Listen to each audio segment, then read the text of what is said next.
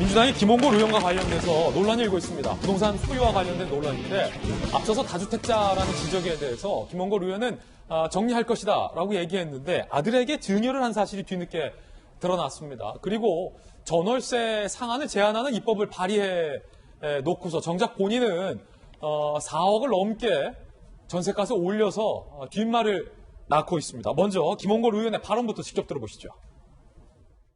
이제 시민단체가 내놓은 결과를 보면 이제 의원님께서도 이 다주택자로 이렇게 분류가 돼 있고요. 이게 좀 어떻게 될까요? 예. 당의 방침이 있기 때문에 저도 정리해야 할 것은 곧 정리하려고 생각하고 있습니다. 제가 사는 집만 빼고는 곧 정리가 될 겁니다. 집을 팔겠다라는 뜻으로 그때 당시에는 많이들 해석을 했는데 판 게 아니라 증여를 했습니다. 집 팔겠다던 김홍걸 20대 아들에게 증여, 부동산 재산 강남 서초 마포, 굉장히 알짜 세 곳에 세 주택을 보유했고 약 76억 원에 해당을 하는데 7월 14일 시세 20억 원의 강남 아파트를 27살 차남에게 증여를 한 사실이 뒤늦게 확인됐습니다. 그러자 김홍걸 의원은 차남의 건강이 좋은 편 아니다. 안쓰러워서 아내가 증여한 거다. 증여세 낼 건 냈다. 라고 해명을 했습니다. 윤태곤 실장님, 그때 당시 김홍걸 의원이 이제 집을 정리할 거다. 사는 집 빼고 정리할 거다. 우리 청와대나 국토부 장관께서도 집을 정리하라. 또 민주당에서도 집을 정리하라. 라고 밝혔던 취지는 다주택자들이 집을 팔아서 시장에 매물을 좀 많이 내놔라. 라는 목적도 있을 건데 이게 증여가 정리가 됩니까? 이게 정치권에서 전형적으로 나오는 이게 그런 건데 거짓말을 안 했다. 예. 불법은 아니다. 뭐 딱 그 프레임인 거죠. 증여세는 냈다. 아니 그리고 김홍걸 의원이 언제 내가 판다고 말한 적 있냐. 정리한다라고 말했지. 그렇게 저렇게 정리를 해서 1가구 1주택이 되고 그러고 이제 뭐 아들이 이제 독립 생계 유지자인지 모르겠지만 그럼 이제 분리가 되는 거지 않습니까? 예. 그것도 정리다라고 이야기를 하면은 뭐 거짓말인 거나 불법적인 건 아니죠. 근데 이제 입맛이 씁쓸하고 자식이 이제 몸도 안 좋고 경제 활동을 강하게 못 해가지고 이제 안쓰러워서 증여를 했다. 그럼 이제 증여세가 6억이 냈다라고 하잖아요. 증여세는 어떻게 냈는가? 그럼 증여세를 대신 내주면 그것도 증여거든요. 예. 준 거에 대해서 또 증여가 붙는 거죠. 예. 그런 것에 대해 가지고도 뭐 아마 언론들도 취재를 하고 있는 거고. 아버지가 냈냐, 아들이 냈냐? 그렇죠. 6억? 네. 그런 부분에 대해서 좀 이야기가 딱 끊기기가 어려워 보여요. 그러니까 김홍걸 의원이 물려받은 이제 집 가지고 형님들하고 이제 가족 간의 분쟁도 있었던 데다가 계속 이렇게 이어지고 있으니까 당에서도 좀 곤혹스러워 하는 것 같고요. 김홍걸 의원은 또 상징성이 워낙에 강한 인물이지 않습니까? 예. 자, 이재명 부장. 이런 식으로 다 증여하면 다주택자들도 다 증여하면 되겠네요. 지금 말하는 것처럼 사실 불법은 없죠. 불법은 분명히 없는데 그러니까 7월 달에 7.10 대책을 발표하면서 증여세를 대폭 높였습니다. 그 이유 자체가 이제 증여를 하지 말고 기본적으로 아까 이제 김진애가 얘기한 것처럼 시장에 다주택자들이 집을 많이 내놔서 그렇게 해서 시장 가격을 좀 안정시키겠다 이런 게 정부의 이제 구상이었던 거죠. 그런데 이제 7.10 대책을 내놓고 나서 이제 그게 8월부터 시행됐는데 그 전에 증여가 이루어져서 어떻게 보면 증여세도 상당액 절감한 측면이 있죠. 김홍걸 의원이 그런 점에서 글쎄 불법은 전혀 없지만 정부의 정책, 정부의 취지와 상반되게 행동한 것도 틀림없어 보입니다. 그러니까 결국은 지금 이제 부동산 대책이 터지면서 가장 논란이 됐던 게 여권 인사들의 내로남불이었을 텐데 거기에 이제 김홍걸 의원도 어떻게 보면 또 하나의 내로남불 사례를 추가한 게 아닌가 생각이 들고 물론 이제 또 이런 게 있죠. 이제 아들이 굉장히 건강이 좋지 않고 그리고 뭐 어느 언론 보도를 보니까 월 뭐 100만 원씩 알바를 하고 있다, 아르바이트를 하고 있다. 굉장히 힘든 여건 속에서 생활을 꾸려가고 있다. 그래서 이제 안쓰러움만 줬다는 건데 아까 윤태곤 실장 얘기하신 것처럼 증여세 논란이 하나 있겠지만 또 하나는 그러니까 사실은 다주택자 모두가 다 사정이 다 있는 거죠. 근데 그런 것들에 대해서 정부가 굉장히 단호한 입장을 취하다가 또 막상 여권 인사들은 본인이 다주택자일 때는 다 나름의 사정을 얘기하고 있는 것. 그것이 굉장히 어떻게 보면 국민 감정과는 좀 이렇게 좀 차이가 있는 그런 대목이 아닐까 싶습니다. 예, 그런가 하면 김홍걸 의원이 지난달 말에 전월세를 5% 넘게 올려받지 못하게 한 일명 전월세 상한제법에 찬성표를 던졌지만 정작 본인은 60%나 전세를 올려받았던 것으로 밝혀져서 강하게 논란이 일고 있습니다. 전월세 상한 막자며 본인 전세값은 4억 올렸다. 지난달 30일 전월세 상한제법에 찬성표를 던진 김홍걸 의원, 계약갱신 시 임대료를 기존 5% 이상의 인상 불가하게 해놔서 이게 사실은 집주인들에게 강한 반발을 불러일으켰던 그 법이거든요. 그런데 지난 12일 차남 증여한 강남 아파트 전셋값을 6억 5천에서 10억 5천만 원으로 무려 4억 원을 인상을 했습니다. 5%가 아니라 인상률이 61%예요. 자, 5% 이상은 인상하지 말라라고 찬성해놓고 본인은 아들에게 중요한 아파트의 전셋값을 61% 올렸다. 이걸 어떻게 봐야 됩니까? 그리고 20일에는 전월세 인상 제한 법안을 본인이 직접 발의하기도 합니다. 시세에 따른 것이며 전월세 상한제를 어기지 않았다라고 해명을 하기도 했습니다.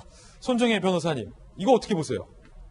일단은 이 증여 계약이 이루어지고 만약에 등기가 아들한테 이전이 된 거라면 이 전월세 증액한 행동 자체는 김홍걸 의원이 아니라 그 아드님께서 했다라고 주체를 명확히 할 필요가 있고요. 예.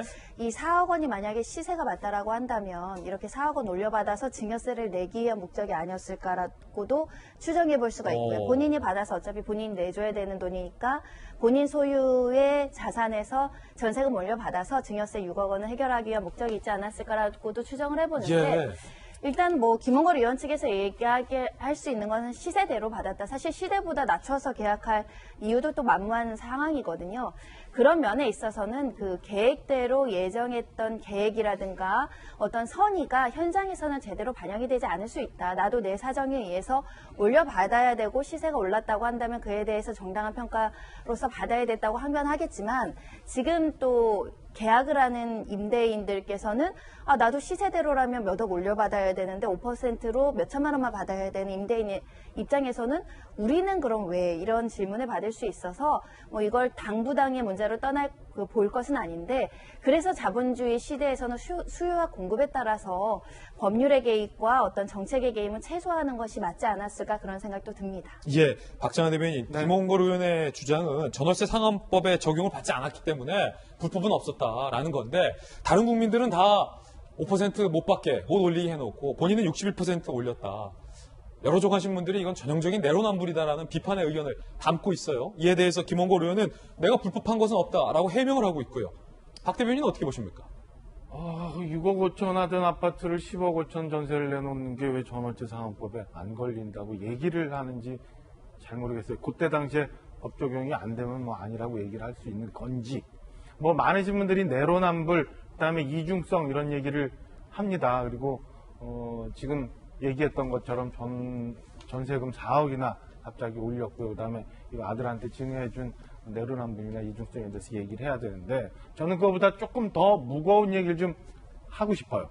그러니까 저희가 그래픽에서 봤지만은 전월세 상한법에 찬성표 던지고 이후에 발의된 법안에 공동 발의를 또 합니다. 근데 앞으로 이제 4년 동안 김홍걸 의원이 국회의원으로서 우리나라에 300명도 채 안 되는 국회의원으로서 활동을 하면서 국정을 이끌어 나갈 텐데 내가 지금 하고 있는 일과 법안을 만드는 일과 서로 별개의 건이라고 생각을 한다면 이게 국회의원으로서 그 큰 무게감을 본인이 감당하고 있고 이해하고 있는지에 대해서 저는 한번 얘기하고 싶은 생각이 있습니다. 그러니까 과연 지금 김홍걸 의원이 본인이 실생활에서 하고 있는 일과 그다음에 본인이 공동 발의했던 법안이 어떻게 적용이 되고 있는지 내가 이렇게 하는 게 국민들한테 그리고 돌아가신 아버지한테 아버지가 했던 얘기를 국민들한테 다시 전하고 있는데 올바른 행동인지 맞는 행동인지를 이제 하나씩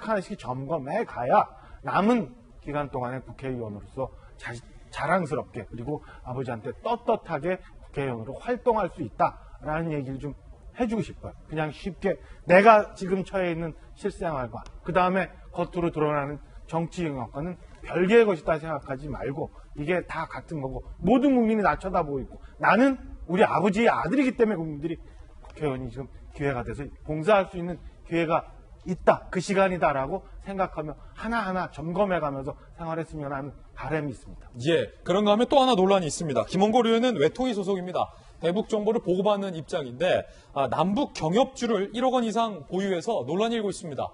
김홍걸 의원 측은 불법적인 측면은 없다라고 항변하고 있습니다만 논란은 거셉니다.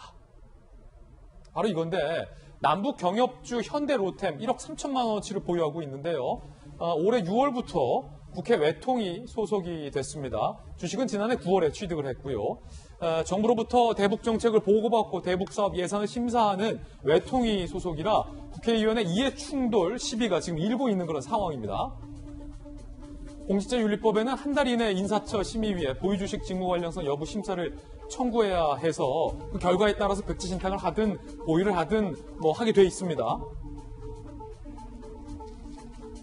자, 그러자 김홍걸 의원 측은요. 주식으로 재산상 이익 볼 생각 없다. 이해 충돌 걸리는 부분이 있으면 처분하겠다. 그런데 인사혁신처에서는 직무 관련성 여부를 3달째 심사 중이라는 겁니다. 일단은 우리 손정혜 윤태곤 실장님 두 분에게 의견 여쭐 건데 손정혜 변호사님 일단 이게 뭔지 좀 한번 설명해 주세요. 저 회사는 이제 남북 관계가 좋아지면 주가가 오르고요. 남북 관계가 악화되면 떨어지는 곳입니다. 남북 관계 외통위- 테마주군요. 네, 외통위는 사실은 이 관련해서 남북 경협이나 이런 직무 관련성이 있다라고 봐야겠죠. 그래서 인사혁신처에 직무 관련성이 있는지 여부까지 이제 청구를 해놓은 상황인데 결론이 늦어지고 있는 상황에서 이런 논란이 제기된 겁니다. 인사혁신처가 재빨리 판단을 내렸으면 어땠을까 생각이 들고요.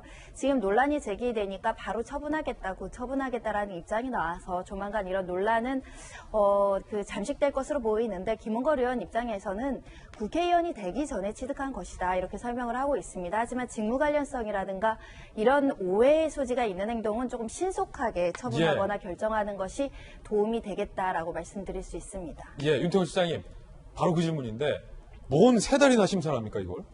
그러게요. 답답하네요. 저건 좀 빨리빨리 해주는 게 맞고, 그리고, 국회의원에 출마를 할 때 재산 등록을 하죠.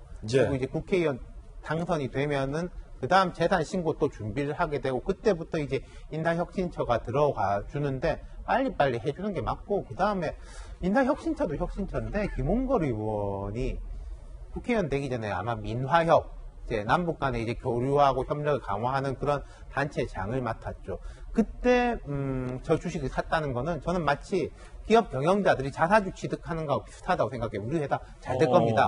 우리 남북 경협 잘 될 겁니다라고 주위 사람들한테 이야기할 수 있는 식으로 저는 긍정적으로 받아들일 수 있다고 보는데 국회의원이 되면은 하셔야죠. 그러면 경제적 이득을 취득하기 위해서 주식을 산 게 아니라면은 그럼 뭐하러 주식을 뭐하러 주식을 샀느냐? 경영권을 방어하기 위해서 산 것도 아닐 것이고 빨리 파시는 게 맞죠. 예, 윤태곤 실장님의 개인적 견해입니다.